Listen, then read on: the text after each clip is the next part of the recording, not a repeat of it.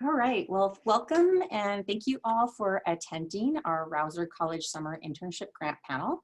I want to let everyone know that this event is being recorded and we will post the recording on our website. My name is Lelania Avila and my pronouns are she, her, hers. I am one of the undergraduate advisors and also a very proud alumna of the college. I am coordinator of the Summer Internship Grant and I will be your host for this event. I am assisted by our college scheduler, Temple Byers, who will be monitoring the questions you submit for our panelists. We're going to start off things with a welcome from our Assistant Dean, Joshua Dullahan. Thank you, Lelania. Hello, everyone. As Lelania mentioned, my name is Joshua Dullahan, and I'm the Assistant Dean of Instruction and Student Affairs for Rouser College. My pronouns are he, him, and his. And to start off with, I'd first like to acknowledge that UC Berkeley sits on the territory of the Huichin, an ancestral and unceded land of the Choqueño Ohlone.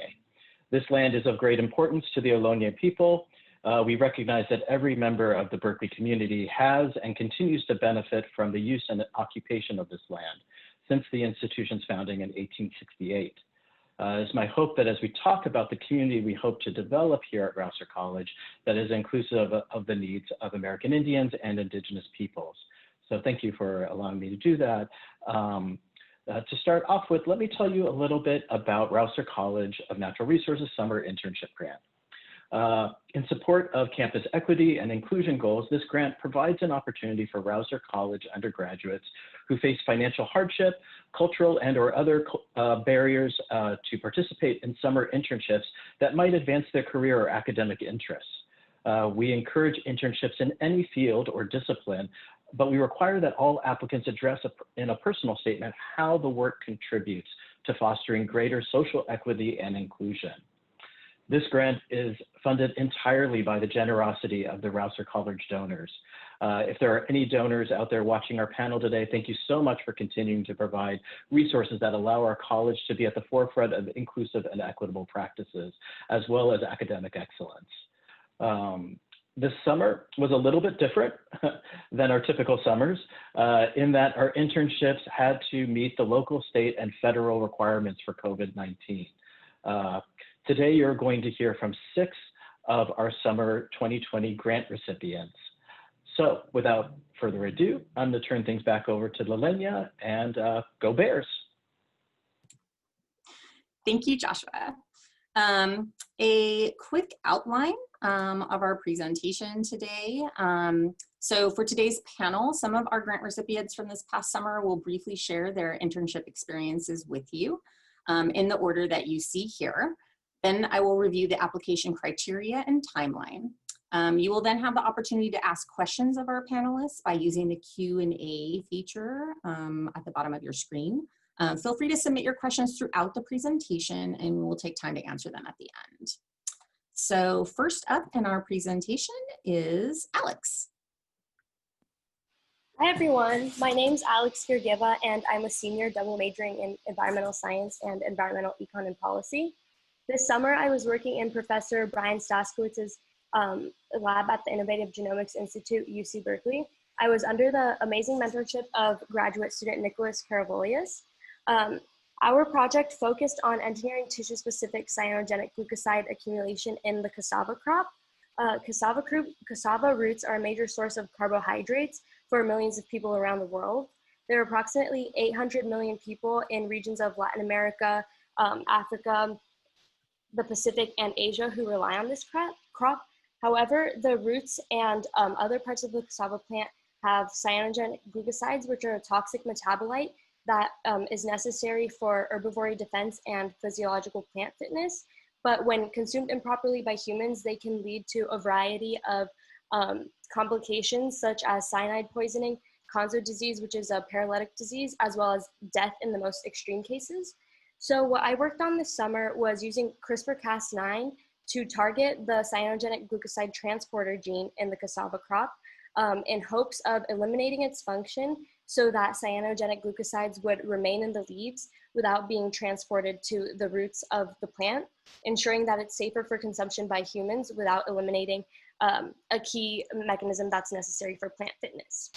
Additionally, food security is a huge global challenge as the world's population continues to rise, and food producers are increasingly struggling to meet this increased demand.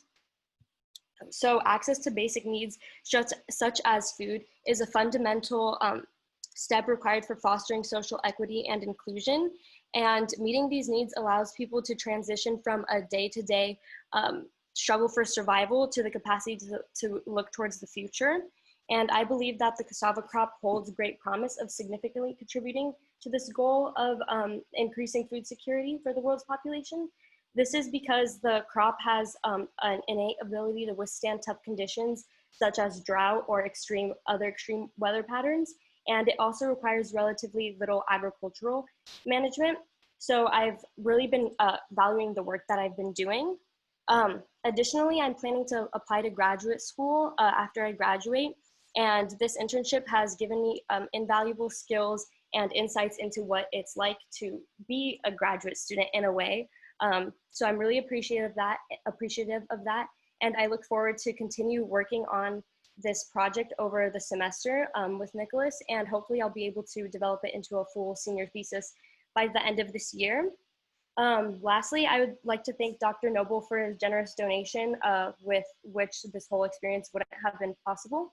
So thank you everyone for listening, and hope everyone's staying safe. Wonderful, thank you, Alex. Our next presenter is Nyle. Hi, my name is Nyle. I'm also a fourth year. I'm a molecular environmental biology major with a data science minor. This summer, I actually got to intern for a startup called DeepScribe, which is like a health tech company. They're different from traditional scribing in that they want to be able to streamline the process of scribing in general by creating an artificial intelligence program that will eventually be able to listen to our notes and our interactions with the healthcare provider and then be able to scribe everything by itself, which can eliminate the need for doctors to have to sit in like their office after a patient goes or like have awkward silences while they're writing everything down, which takes up not only a lot of time on the patient's end, but the doctor's end as well. So it's kind of like the process of Siri listening to our voices and then being able to actually take that to the next step and then be able to just put all that information, all the medical relevant information down. DeepScribe has saved medical providers like countless hours because they don't have to scribe their own notes. And for me, the biggest reason that I applied to the grant after seeing the question of how it fosters social equity and inclusion is because with COVID-19 going on, the need to see healthcare providers has definitely skyrocketed. And because so many doctors were seeing more patients, it was imperative that they had access to this DeepScribe platform so that they can limit or they could see more patients as opposed to taking like 1 hour for one patient. Instead, they could knock out like 3 or 4 patients in the span of an hour, which really enabled them to open the doors for more people who normally couldn't get an appointment or like couldn't travel to see them because of like whether it's transportation problems or things like that. But because DeepScribe enables them to do it online and it also saves them time, it definitely allowed for, as I was like doing this scribing over the summer, I could hear them saying that, oh, I like wouldn't have gotten the chance to come without like if it wasn't over the phone or over online. And for me, I think it gave me the opportunity to really delve into the virtual front lines of the medical field. And I actually realized like the medical field might not be for me, even though I was pre-med for a while. And I was able to gain connections with other people. And I realized that healthcare has a lot of cracks and crevices that people fall through, and that maybe there are different ways for me to make a difference. Wonderful. Thank you very much, Nyle. Our next presenter is Emma. Hi, everyone. I'm Emma. I'm a fourth year EAP major, environmental econ and policy, sorry. And I'm minoring in city planning. This summer, I had the chance to work at the Berkeley Initiative for Transparency in the Social Sciences, a bit of a mouthful, so we've abbreviated it to BITS. And it's a branch of the Center for Effective Global Action, or CEGA, which is a UC Berkeley institute that uses economic analysis and research to promote social and economic development in other countries. So the work that I've been working on since February, and that was supported with the summer grant, was it's all about promoting reproducibility and open science. Right now in a lot of social science, there's an issue with like materials not being accessible to policymakers or other like analysts. So transparency and reproducibility is really about making sure that that communication is like open and that individuals can reproduce research with like similar results, which provides validity for the evidence used in equitable policy and stuff. So my tasks for the summer were either on open policy analysis, an open policy analysis on deworming interventions in various countries. We've been partnering with this NGO, Evidence Action, which implements school-based deworming in, I think, India, Pakistan, Vietnam, Kenya, Ethiopia, and Nigeria, I believe. Our study was basically validating and strengthening the assertion that this school-based deworming is very low cost and it's worth government subsidies. So the reason that this kind of ties into social equity and inclusion is that a lot of these children that are receiving free treatment are now able to attend school more regularly, and that puts them on track for higher lifetime earnings and increases their mobility in the future. This is super important because the prevalence of worm infections in these countries is a lot higher in areas that sanitation is not of high quality. It's usually low income areas. The other aspect of my summer work was working on a set of guidelines for computational reproducibility in economics, which is that ACRE project you see in the second bullet point. On a similar front, it promotes validity and transparency in social science research because we're trying to encourage other social science instructors to teach their students about open science and this important so that the next generation of social science researchers kind of has the same values. So I think that was the most directed thing. How this work furthered my career and academic goals is that I'm really interested in the intersection between law and econ. I think after graduating, I'm hoping to go into some form of social impact or energy consulting before attending law school. And I think this provided me with a technical skills. I was working a lot in R and R Markdown, as well as the soft skills of working in a team environment and working remotely, which I think will be very valuable in the coming years. I think before I end, I just wanted to say thank you to my sponsor, Dr. Knudsen, who is funded like very generously this gift for people in my department, as well as my direct mentor, Fernando Oces de la Guardia, who is a BITS project scientist, as well as further like BITS staff and CEGA innovators, I guess, that I've been able to interact with through this summer internship. Thank you. Awesome. Thank you, Emma. Our next presenter is Kieren. Awesome. Hi, y'all. I'm Kieren. My pronouns are she, her. I'm a fourth year MEB major and a global poverty and practice minor. And this summer, I got to work remotely with EcoSwell, which is a nonprofit located in northern Peru, specifically Lobitos in the state/region of Talara. If COVID had not happened this summer, I actually would have been traveling to Peru and doing community development there. But as a result of the pandemic, it became remote, as a lot of my other peers' experiences. And I focus more on sustainable development work in the realm of the projects that EcoSwell has going on. So Lobitos is well known for being a surfer's town. So they have really great waves. I'm not very familiar with surfer terminology, but surfers from all over the world come to Lobitos. So it's known for that, but unfortunately, because it's surrounded by mountains, it's a very, very like dry and arid beach. So this community doesn't have a lot of access to fresh water. And like in a lot of rural Latin American communities, the way that they get water is by these tanks that come into the communities, once or twice a week.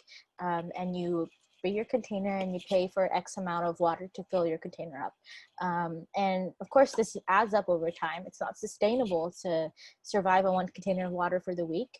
And additionally, it's also the quality of the water is not always maintained. So it can be just drinkable, but not checked for any pathogens the water might be carrying or just quality in general.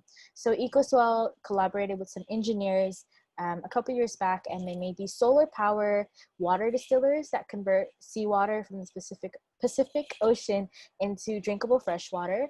And they're really cool machines. I am a MEB majors, so it was a bit out of my breadth of expertise, but it was really fun to learn more about the machinery and how it works. My work pertained more into the the implementation of these machines into the community.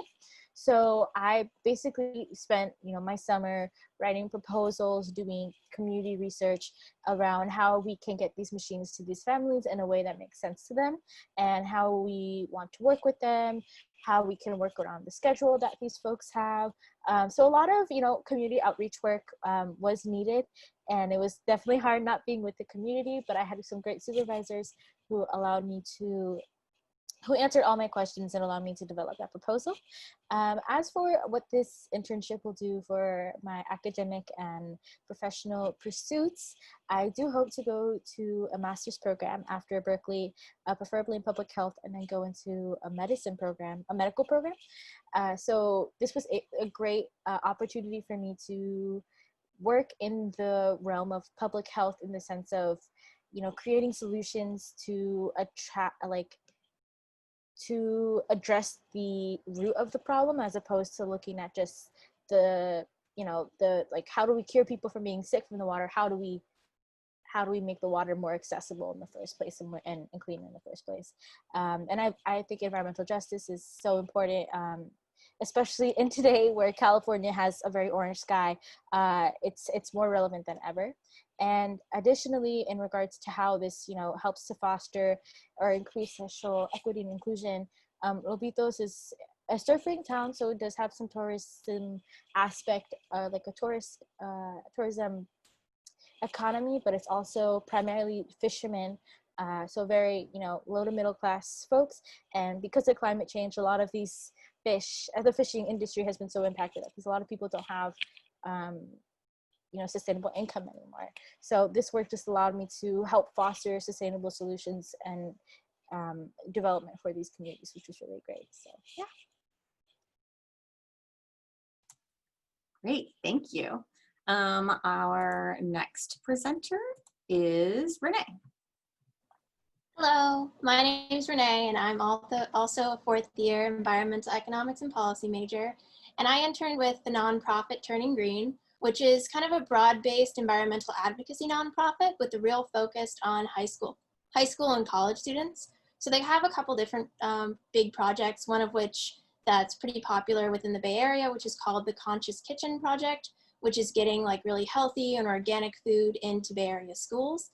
And another one is the Conscious College Road Trip, where they go across the country, of course not this year because of the pandemic, but they go across the country to colleges all over, where they do demonstrations of sustainability issues, everything from renewable energy to recycling and composting. They really have a broad swath of stuff that they focus on, which I really appreciated as an intern. I kind of got to dive into a variety of topics. And then their flagship project, which is what I worked on this summer, is called Project Green Challenge. And Project Green Challenge is a 30-day challenge for college students and high school students. It's for the month of October, so it's actually about to come up. And basically it's 30 days of sustainability challenges, where there's different levels of challenges, and students get prizes for researching, for creating deliverables, for creating art projects, all sorts of things. So the idea is is to create an accessible way for students to learn about sustainability issues.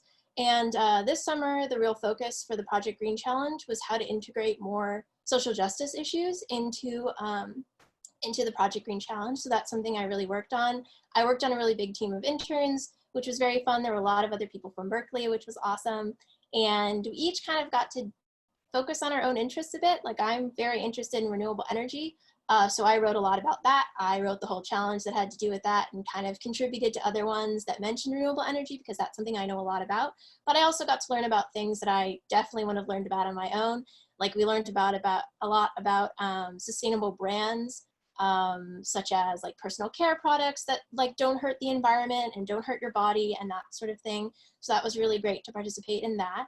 And so, like I said, there was a real emphasis on integrating issues of social justice and particularly racial justice into the Project Green Challenge this fall, because we did a lot of work, a lot of diversity and inclusion work as a primarily, I would say, like white-led organization within the environmental sphere, which many organizations within the environmental sphere, stereotypically, unfortunately, that is the situation. And so I think it's really super important to do that kind of work, to recognize your own biases and where you're coming from. So we did a lot of that and, you know, worked on trying to incorporate those issues into the Project Green Challenge, talking about issues of environmental justice within the challenges, you know, how pollution affects different groups and things like that. And even with like the sustainable products, you know, issues of diversity having to do with that as well.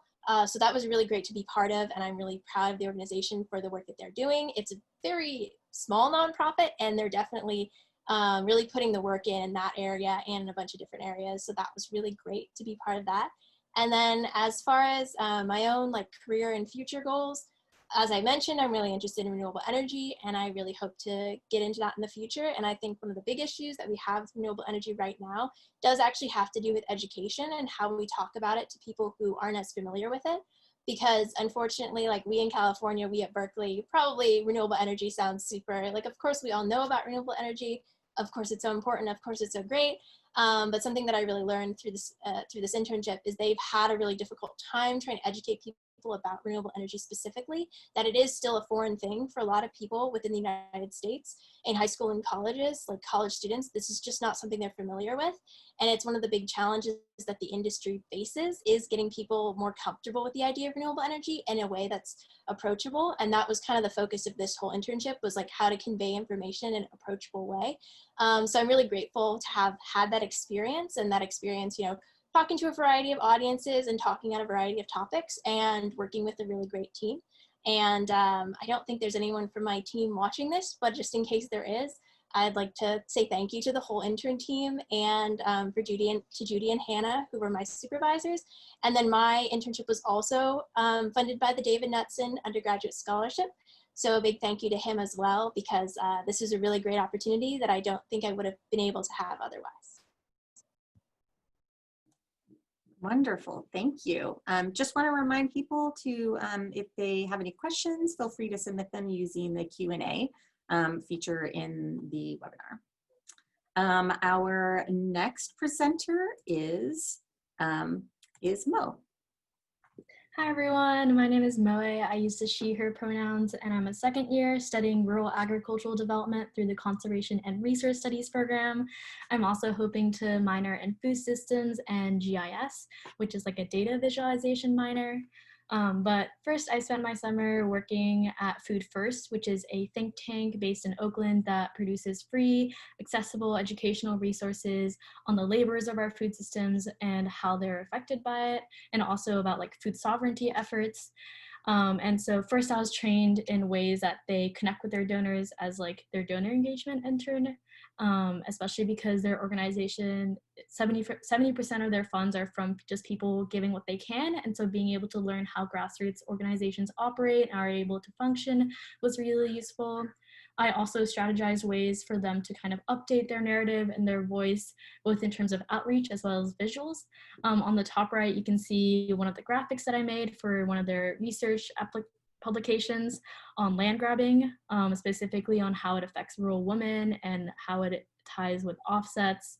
I also conducted research on COVID outbreaks in meatpacking plants, as they accounted for over 25,000 cases of COVID in the US. And so this was like a great opportunity where I was able to work with people who are all involved in grassroots organizations and community organizing and trying to produce free, accessible knowledge, as a lot of the other panelists talked about, making education more accessible. I also spent my summer working at the Berkeley Food Institute as one of the gardens coordinators. And so this involved supporting all 8 food producing student-run gardens that we actually have on our campus. And in terms of operations, we harvested over 1,200 pounds of produce, which mostly went to the UC Berkeley Basic Needs Pantry, as well as Brothers of International Faith, which works with supporting those transitioning out of homelessness, addiction, and institutionalization in Richmond, California. And the produce also went to the Gale Track Farm Stand, where people pay on a sliding scale. We also hosted over 45 work days and hosted over 320 volunteers. And during these work days, I helped lead people through the space, taught workshops on different skills like double digging, pruning, and harvesting food. And so that was kind of like the on the ground, very unique in this pandemic world, but on the ground work to help grow food for people and also with the distribution. I also helped with the outreach of Berkeley Student Farms by designing their website and running their social media. I'm also currently working on designing workshops for our 14 garden managers and collaborating with Segurate Land Trust to design those workshops. And in terms of how it relates to social equity, well, food justice is racial justice, and I was able to work with people who are dedicated to addressing the problems of our oppressive and exploitative food system that disproportionately affect BIPOC communities through community-based solutions. And so actually being able to work on the ground, knowing where the food comes from, knowing where it goes, and how everything in between matters. Food justice is racial justice, not just in terms of food apartheids, but also in terms of undocumented migrant laborers who are being forced to work and have no protection with this fire, with this pandemic, and also with the air quality. And so being able to provide local produce with ethical labor and being able to explain how all of that, what you're reading in the news, can tie to the importance of community gardens was also really important to us. And also being able to teach folks and community members about where our agricultural education is coming from, who is teaching those narratives, whose voices are being heard, and also how all of that affects what plants and what crops are most affordable and accessible to us. We also try to grow more culturally relevant and native crops in all of our gardens. And so that's another way that it relates to social equity. But looking forward, I'm continuing to work at the Berkeley Food Institute as one of their gardens coordinators. The research and coordination skills I also learned during this summer have prepared me to start a research position at the Bulls Agroecology Lab, where I'm studying soil health of different organic farmers in Yolo County. And I hope to combine agroecological practices, soil health research, and community organizing to support local food sovereignty efforts. And I'd like to give a special thank you to Ms. Lahiri and everyone in the CNR Grants Department for this opportunity, because had I not gotten this grant, I would have not been able to stay in the US and have these opportunities. So I'm super, super grateful. Wonderful, thank you. Thank you to all of our students for sharing your internship experiences with us. Another reminder to our listeners that if you haven't done so already, feel free to enter your questions for our panelists using the Q&A feature in the webinar. While you're doing that, I want to quickly review the application criteria and timeline before we get to our Q&A. So the application is open to Rausser College students who received need-based financial aid during the current academic year with a fall estimated graduation term or later. And what this means is that students who are receiving aid in the 2020 to 2021 academic year and have an expected graduation term of fall 2021 or later will be eligible to apply for the summer 21 cycle of the grant this next summer. Summer internships must last for at least 4 weeks. They can be unpaid or low paid, and the student should not be earning units for the internship work. Students must submit a personal statement, a resume, and a budget for consideration. Personal statements must include a description of how the internship helps foster or increase social equity and inclusion. And I want to draw attention to this last point, as Joshua mentioned at the beginning. This is a central focus of this grant opportunity. The timeline for the grant, the application opens in late March and is announced in an email communication to all current students in the college and in the Rouser College weekly announcements. A plug for the weekly announcements to please read them. Lots of good, important information there. The application is due in late April, and we send notifications in early to mid-May. Awards range from a few $100s up to $3,000, depending on the student's need and proposed budget. I strongly encourage all students who meet the grant criteria to apply. You can start thinking about possible internships early and preparing yourself to be the best candidate for internship opportunities by checking out the resources on the UC Berkeley Career Center website. Okay, now on to questions. Again, as we're going along, please enter your questions using the Q&A in the webinar. I will read the questions out loud and call on the students to which the question is directed. Or if it's something more logistical, then I can go ahead and answer those. Okay, so first question, what does need-based financial aid mean? What qualifies? So generally, we are looking at students who have received some sort of financial aid over the year. So so we'll look to see, did you receive a financial aid package over the year? And that indicates to us that, that you have received the need-based financial aid. That's a good question, thank you. The next students. So are international students allowed to apply for the grant?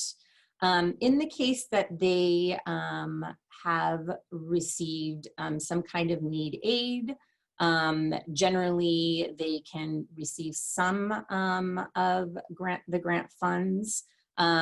This is, it really kind of depends on your kind of financial situation. If you have specific questions about this, definitely email me. I will have an email on the next slide.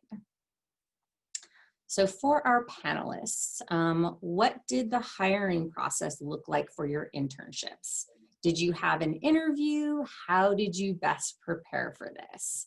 So I think I'm going to just kind of open this up to our panelists. If there is somebody who, a few of you who would like to answer this question.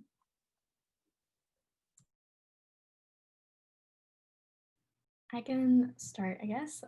So for both of the things I did this summer, they were both like an online application, resume, cover letter, and then like a little bit, the cover letter had some pretty specific questions on why they were interested, on why we were interested. And then an interview, probably like 20-30-minute interview, and then I heard back. But I think I started looking for internships probably in like spring-ish, like March area, and then I found out probably in May, and that's kind of how I planned what I was doing this summer. In terms of preparation, I definitely did some research on the organization and who I would be interviewing with and how I specifically would be able to contribute and what may be unique about my background or what I'm studying. And especially if you are an underclassman, so I had just finished my first year when I applied for these jobs. I was kind of stressing the areas of growth that I had and how it would relate to the growth of the organization itself. So I think being able to utilize that interest and that passion for growth as a strength is one way that I was able to get involved.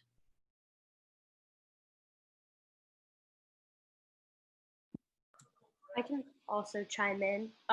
So for me, I actually started working with Nicholas and in the Staskowitz lab through SPUR. Last fall, I think it was, I applied. And for SPUR, they just require your resume and then like a short personal statement. And then after that, the mentors can look through, and if you're a good fit, they can kind of send you on to another round of interviews. So I had a quick interview with Nicholas, and then I was accepted to be his student through Spur. And after that, I guess we kind of just worked well together. He liked me, and he asked me if I wanted to stay on and like keep doing research with him in the spring semester, which I did. And then I kind of just carried this work into the summer, and the grant was very useful with that.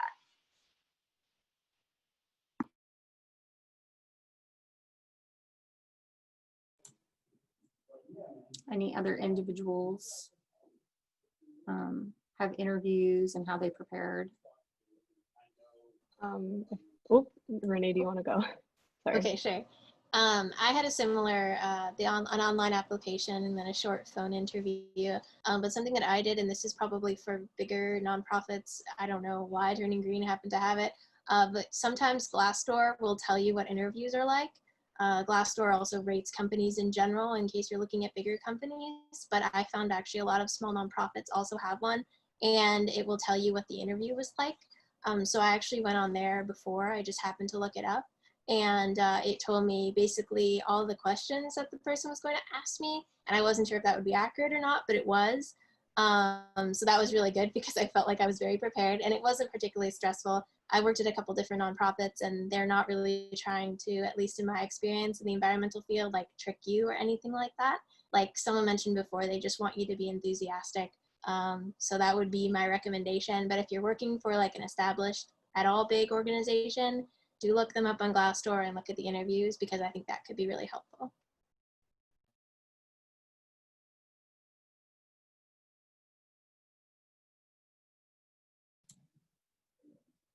Okay. Actually, before we kind of move on, as we were kind of talking about the interview process, I just kind of wanted to jump in and ask each of you, how did you find your internships? I'll call on each of you. So Moy. Okay. I believe I found the Berkeley Food Institute job probably from either like the College of Natural Resources newsletter or the Career Center newsletter, I want to say. And then Food First, I think I found out about through the Berkeley Food Institute newsletter, because they post jobs that are related to food justice, anything in that realm. So it was all email newsletters, and just like being subscribed to them was the way that I found out about them. Renee?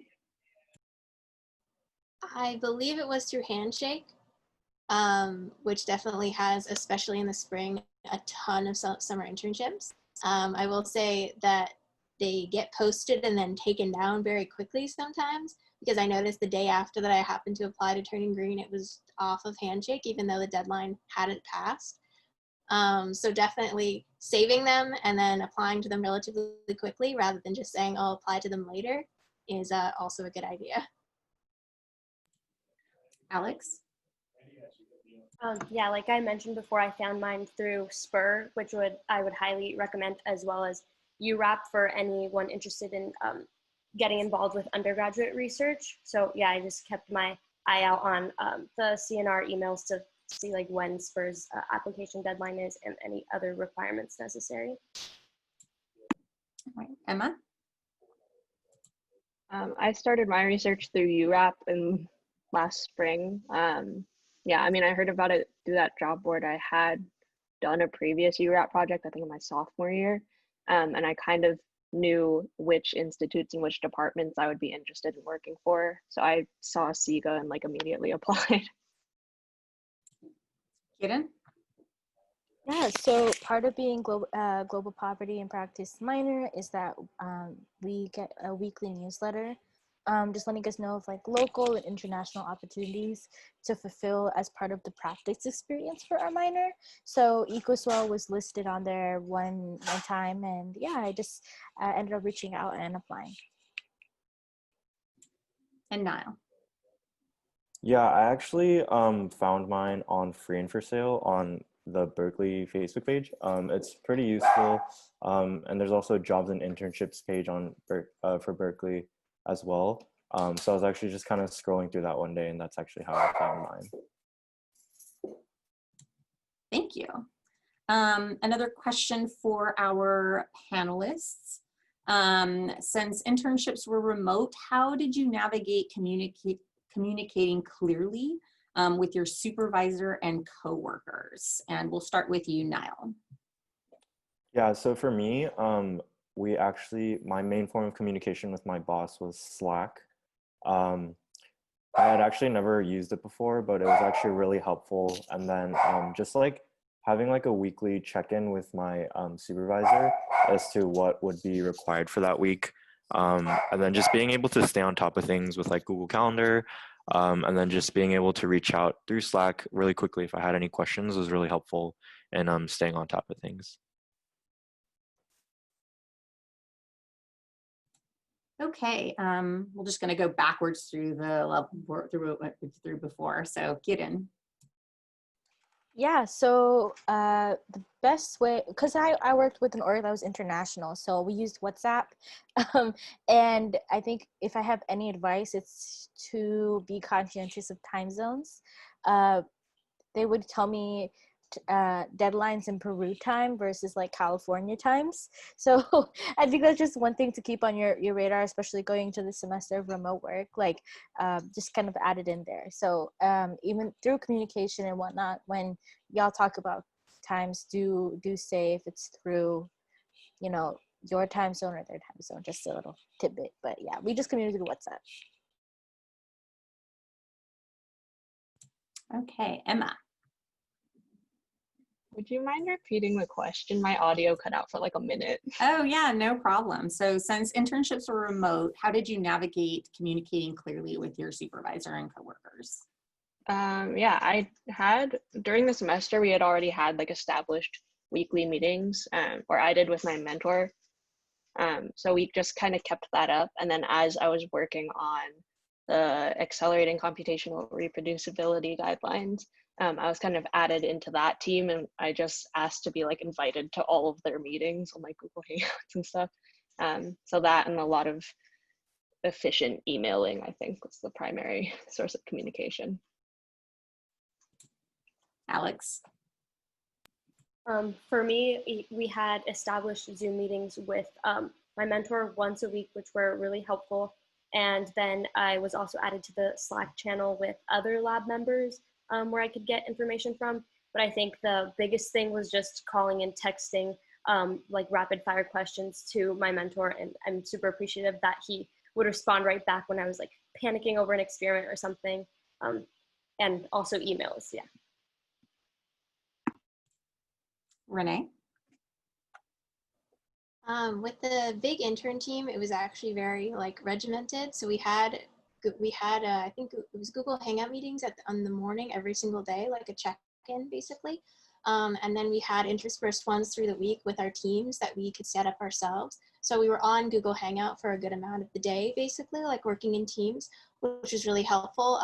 Obviously, we had set aside time to do our own work, but being in that kind of connection made it feel like we were really with people, even though we weren't physically together. And then I will also second Slack as or I guess third maybe, as like a really great communications platform, because obviously you can have like the general one and then you have it within your different little teams. But I really think they said that they'd done a lot of training before the summer turning green. They had like taken a training course to learn how to facilitate an internship remotely. So I think that they did a great job, and it definitely like fostered a sense of community, even though we couldn't all be in the same room. And Mai. Yeah, completely same boat. Weekly meetings over Zoom, and then other meetings that were like specific to a project were like additional. Had the privilege of being able to just communicate over text for quick communication. And I think the only thing that really changed was that the people that I worked with all like lived by their BCal. And so I became a BCal fan and started to like utilize it more and update it fully with my schedule. And that was a great way to be able to see when other people are available. If I needed to schedule a meeting, or just if I wanted to change a meeting time, like that was a great way to coordinate and kind of be on the same page and see how people's availability are, because we're not able to be in the same office and things like that. Great. Next question, and this is again kind of directed towards all of you. Is there anything else you would have liked or wished for to feel more supported in your internship from the college?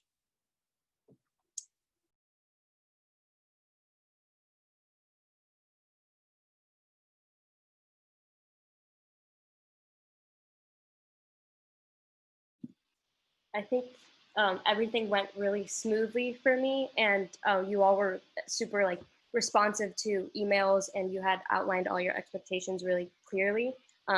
So I think, at least for me personally, there was nothing more I could have asked for, which I appreciate.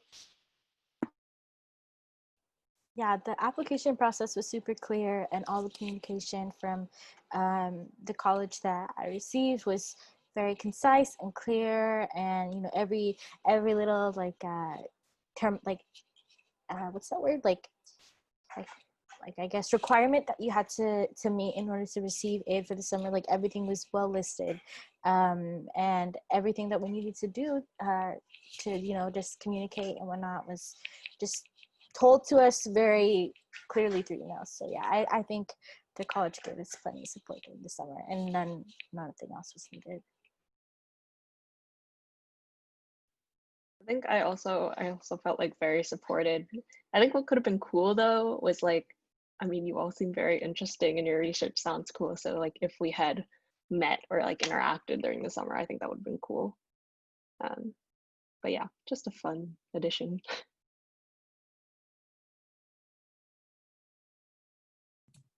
Thank you.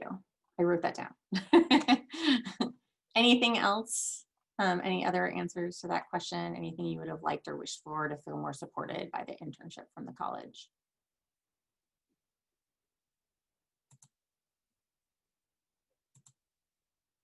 Okay. I have another follow-up question. If you do you have like one piece of advice for students that are either searching for internships? I mean, you talked about where you found them, or something you would have liked to have known before you started your internship, something you maybe would have asked as you were setting it up, or anything like that. I'm kind of looking for your wisdom now that you've gone through an internship program, and any piece of advice that you would share with other students who might be starting internships.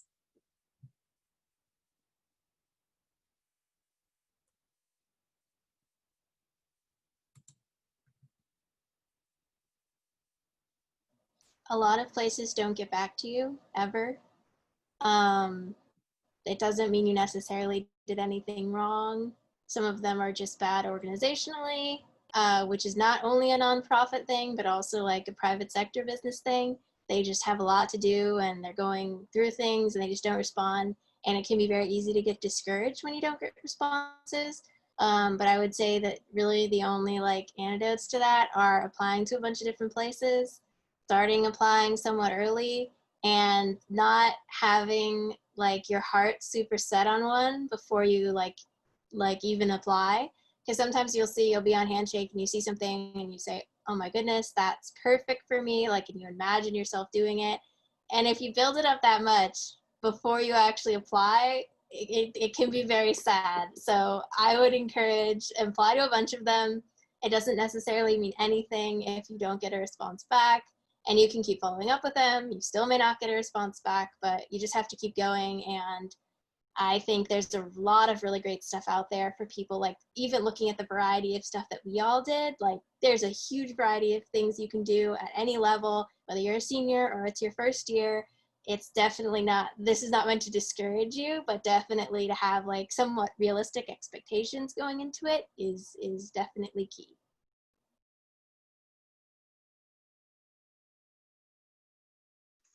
I think like along the same vein of like kind of managing expectations, like the project that I'm working on now, which like I love, was not my first choice at the time. It was like second or third or something. But I think so long as you treat your internship or whatever you end up doing as like a learning experience, like know that like you're gonna take something away from this, even if it's like, I absolutely hate the sector, I never want to be involved with that. That's something that you didn't know before, which I think is still valuable information. Luckily it worked out for me, and like I've gotten to like learn a lot of technical skills, but like this wouldn't have happened if I had just like given up after I got rejected for my first, like, whatever, 5 or 6 jobs. And I think another piece of advice, kind of once you're already in that internship, is to like maintain good relationships and kind of keep in contact with them even like once you're done, because I've had like a lot of other opportunities arise from those connections, which I think can be really helpful too. I think one slash two pieces of advice I'd have for folks is a lot of the panelists describe, finding their opportunities on newsletters. So subscribe to many of the like university newsletters as you can. So both like within the college, but also like institutes on campus will have them. Cultural orgs on campus will have your major department, your minor department. So like really reach out and find these opportunities because these newsletters, because opportunities are directly communicating with your department in order to get you involved in them. And my second piece of advice, especially looking for internships for the upcoming semesters, is to learn how to advocate for yourself. And what I mean by that is, we are still in the middle of a pandemic, a pretty tough one at that too. And it's been just a really crazy time. For lack of better terms, and mental health has taken a nosedive, physical health has taken a nosedive, so it is really important that you put your needs and your health first. So do not be afraid to advocate for yourself and have that open communication with your supervisor or your manager, and just if you need a break, if you need to step away from your computer for a day, please communicate with them. They are your advocates and allies, and they should be more than willing to accommodate your requests. So yeah, advocate for yourself, because we are still in the middle of a really crazy time in the world's history right now. So don't feel as if you just need to kind of push through and pretend life is normal. Recognize what you need to do to take care of yourself, for sure. I completely second that notion of advocating for yourself. I think it might be uncomfortable, especially if you're new to a position, but it shows that you know yourself, you are self-aware, and you know how to best work and what's best for the organization overall.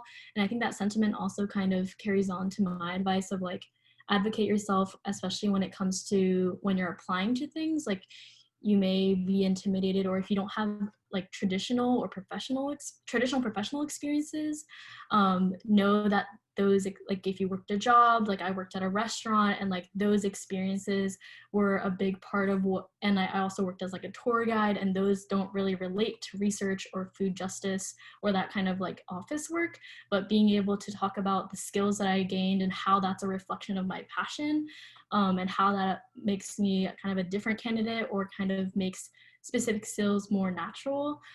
Just being able to advocate for the genuine experiences you've had in the past, no matter how untraditional they are, like that can be very important in how you portray yourself, and know that like any experience you think is valuable will be valuable to the employers as well. Definitely don't be intimidated or be driven down by the idea that you need to have like traditional lab work, or just like doing like a very traditional like internship or the summer in high school, for example. Like, know that any experience you had is very valid and makes you a more qualified person for whatever you're applying to.